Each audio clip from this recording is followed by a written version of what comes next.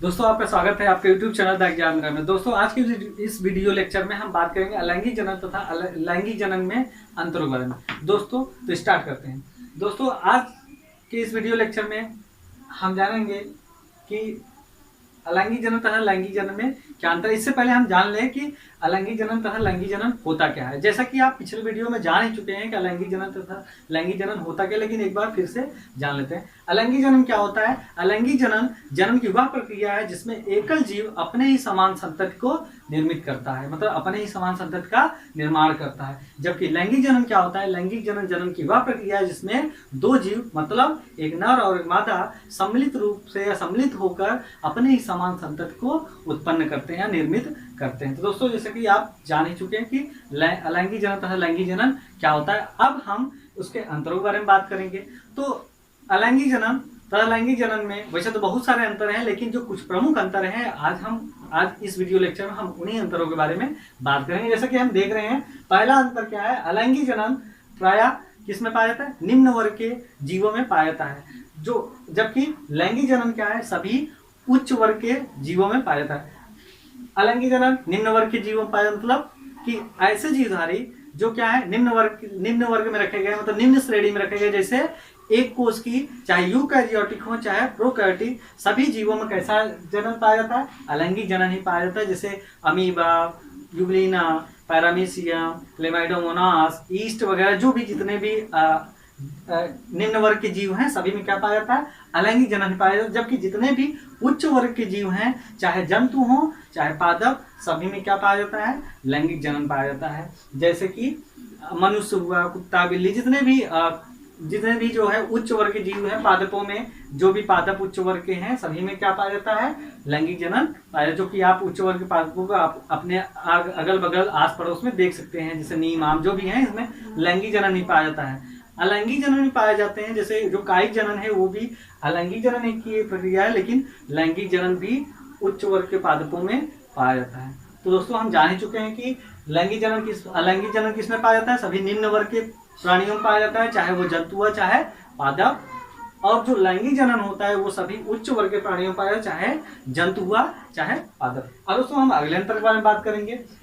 जो अलैंगिक जनन होता है उसमें एकल जीव आवश्यक, मतलब इसमें क्या होता है, एकल जीव की आवश्यकता, मतलब एक ही जीव अपने समान संतति को निर्मित कर सकता है। जबकि जो लैंगिक जनन होता है इसमें ऐसी कोई संभावना नहीं है, मतलब इसमें दो जीवों की आवश्यकता होती है। इसमें दो जीव आवश्यक, मतलब एक नर और एक मादा सम्मिलित रूप से अपने समान संतति को जन्म देते हैं। अब दोस्तों हम बात करेंगे अगले अंतर के बारे में। अगला अंतर भी बहुत प्रमुख है। तो दोस्तों जो अलैंगिक जनन होता है इसमें युग्मक निर्माण नहीं होता है, और जबकि जो लैंगिक जनन होता है इसमें युग्मक निर्माण होता है।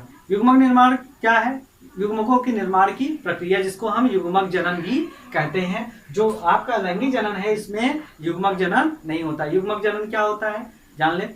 अर्धसूत्री विभाजन द्वारा युग्मकों के जो निर्माण की प्रक्रिया उसे हम क्या कहते हैं, युग्मक जनन, जो कि अलैंगिक जनन में नहीं होता है। जबकि लैंगिक जनन में युग्मक जनन होता है, मतलब युग्मकों का निर्माण होता है। अब दोस्तों हम बात करते हैं अगले अंतर के बारे में। अगला अंतर क्या है कि अलैंगिक जनन में निषेचन नहीं होता। दोस्तों जब युग्मक नहीं बनते हैं तो युग्मकों के निषेचन होने की संभावना है। निषेचन किसे कहते हैं, युग्मकों का परस्पर सम्मिलित होने की प्रक्रिया क्या कहलाती है, निषेचन कहलाती है। मतलब नर एवं मादा युग्मकों के परस्पर संयोग की प्रक्रिया क्या कहलाता है, निषेचन कहलाता है, जो कि अलैंगिक जनन में नहीं होता। जबकि लैंगिक जनन में क्या होता है, निषेचन पाया जाता है। लैंगिक जनन निषेचन पाया जाता है, मतलब इसमें युग्मकों का निर्माण होता है जो परस्पर संयोग कर युग्मनज का निर्माण करते हैं, और इस परस्पर सम्मिलित होने की प्रक्रिया या संयुग्मन की प्रक्रिया क्या कहते हैं, निषेचन कहते हैं। तो निषेचन के दौरान लैंगिक जनन के फलस्वरूप किसका निर्माण होता है, युग्मनज का निर्माण होता है। और अलैंगिक जनन में तो निषेचन होता नहीं, तो युग्मनज भी नहीं बनता है। अब दोस्तों हम अगले अंतर के बारे में बात करते हैं। तो जो अलैंगिक जनन है इसमें समसूत्री विभाजन पाया जाता है। क्यों, इसमें समसूत्री विभाजन पाया जाता है, जो कि कायिक जो कोशिकाएं होती हैं वो समसूत्री विभाजन द्वारा अपनी संख्याओं को बढ़ाती हैं। जबकि जो लैंगिक जनन होता है इसमें समसूत्री तथा अर्धसूत्री दोनों प्रकार के विभाजन पाया जाता है। जो कायिक कोशिकाएं होती हैं उनमें अर्धसूत्री विभाजन पाया जाता है, जबकि जननी कोशिकाएं होती हैं उनमें समसूत्री विभाजन पाया, जैसे जैसे कुछ जननी कोशिकाएं अर्धसूत्री विभाजन में पाया जाए, जैसे जो युग्मक बनने की प्रक्रिया, युग्मक निर्माण की प्रक्रिया, वो क्या अर्धसूत्री विभाजन। लेकिन जब निषेचन हो जाता है, निषेचन के फलस्वरूप जो युग्मनज बनता है, युग्मनज में जो कोशिका वृद्धि होती है वो क्या होता है, उस प्रक्रिया को हम विदलन कहते हैं। और विदलन क्या है, एक समसूत्री विभाजन प्रक्रिया है। विदलन क्या है, एक समसूत्री विभाजन प्रक्रिया है जो युग्मनज में संपन्न होता है। युग्मनज में समसूत्री विभाजन द्वारा जो है कोशिकाओं में वृद्धि होती है, जिसके फलस्वरूप क्या होता है, भ्रूण का निर्माण होता है। तो कह सकते हैं दोस्तों, जो लैंगिक जनन होता है उसमें समसूत्री तथा अर्धसूत्री दोनों प्रकार का विभाजन आ जाता है, जबकि जो अलैंगिक जनन होता है उसमें केवल समसूत्री विभाजन। अब हम अगले अंतर के बारे में बात करेंगे।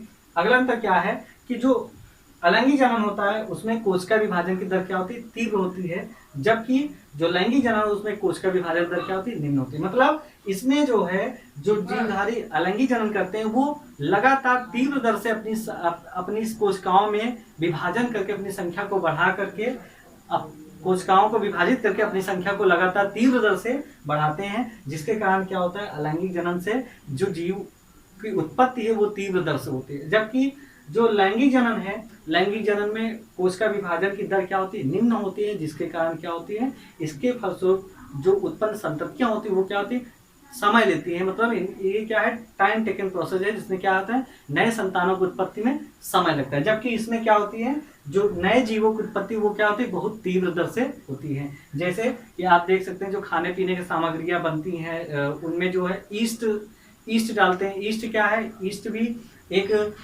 सूक्ष्म जीव है जो अलैंगिक जनन द्वारा अपनी संख्या को बढ़ा लेता है। वो एक ही दिन में लगभग करोड़ों की संख्या में अपनी संख्या को बढ़ा लेता है, जिससे वो खाने की जो सामग्री होती है वो अच्छी तरीके से जो है फूल आती है, वो अच्छी स्वादिष्ट बनती है। इतनी भी तो आप जान ही चुके हैं कि अलैंगिक जनन में क्या होता है, जो कोशिका विभाजन दर होती है वो क्या होती है, तीव्र होती है। मतलब इसमें जो जीवधारियों जो संख्या वृद्धि है वो क्या होती है, तीव्र दर से होती है। जबकि लैंगिक जनन क्या होती है, कोशिका विभाजन की दर निम्न होती है, जिसमें नए जीव की उत्पत्ति में क्या होता है, समय लगता है। अब दोस्तों हम अगले अंतर के बारे में बात करें। जो अलैंगिक जनन होता है इसमें कोई भी भिन्नता नहीं पाई। मतलब अलैंगिक जनन के फलस्वरूप जो उत्पन्न संततियां होती हैं वो क्या होती है, आनुवंशिकी और आकारिकी में अपने जनक के एकदम हुबहू होते हैं, जनक के समान होते हैं। अर्थात हम कह सकते हैं कि इसमें कोई भी विभिन्नता नहीं पाई जाती। मतलब इसलिए जो अलैंगिक जनन के फलस्वरूप उत्पन्न संततियां होती हैं उसे हम क्या कहते हैं, क्लोन कहा जाता है। उसे हम क्लोन कहते हैं, उसे क्लोन कहा जाता है। क्यों? क्योंकि ये आकारिकी तथा आनुवंशिकी में अपने जनक के एकदम समान होती हैं। और जबकि लैंगिक जनन से जो उत्पन्न संततियां होती हैं वो क्या होती है, अपने जनक से, मतलब जो माता पिता होते हैं उनसे क्या होते हैं, कुछ ना कुछ भिन्न होती हैं आकारिकी और आनुवंशिकी रूप में। आकारिकी तथा आनुवंशिकी दोनों रूपों में क्या होती है, अपने जनक से भिन्न होती है। हाँ, कुछ समानता होती है, वो क्या होती है, लक्षणों की समानता होती है, ना कि आकारिकी तथा आनुवंशिकी में। आकारिकी तथा आनुवंशिकी रूप से क्या होते हैं, ये अपने जनक से भिन्न होती हैं। जबकि कुछ जो समानता पाई जाती है वो क्या होती है, लक्षणों की समानता। कुछ लक्षणों के आधार पर देखा जाए तो कुछ समानता होती है। तो दोस्तों अब हम अगले अंतर के बारे में बात करेंगे। यह अंतर भी बहुत प्रमुख अंतर है कि जो अलैंगिक जनन के फलस्वरूप उत्पन्न संततियां होती है इनका उद्विकास में कोई रोल नहीं होता, इनकी उद्विकास में कोई भी भूमिका नहीं होती। मतलब कि जो अलैंगिक जनन के फलस्वरूप उत्पन्न संतति जब वो अपने जनक से भिन्न है ही नहीं तो उनमें पीढ़ी दर पीढ़ी नई जातियों का विकास कैसे संभव है।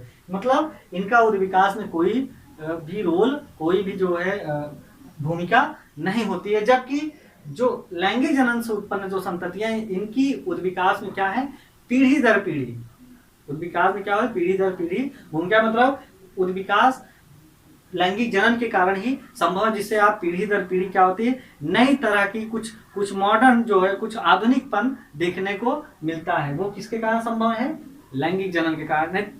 आज जिस प्रकार का मानव है, यदि उद्विकास न होता, अगर लैंगिक जनन के फलस्वरूप उद्विकास संभव न होता तो आज का मानव न रहता। वो भी जैसे अतीत काल में, जैसे कि आप आदिमानव के बारे में किताबों में पढ़ते हैं, अब भी वही मानव आदिमानव ही रहता। ये जो आज का आधुनिक मानव है वो अब भी आदिमानव है। ये किसके कारण संभव है, लैंगिक जनन के कारण संभव है।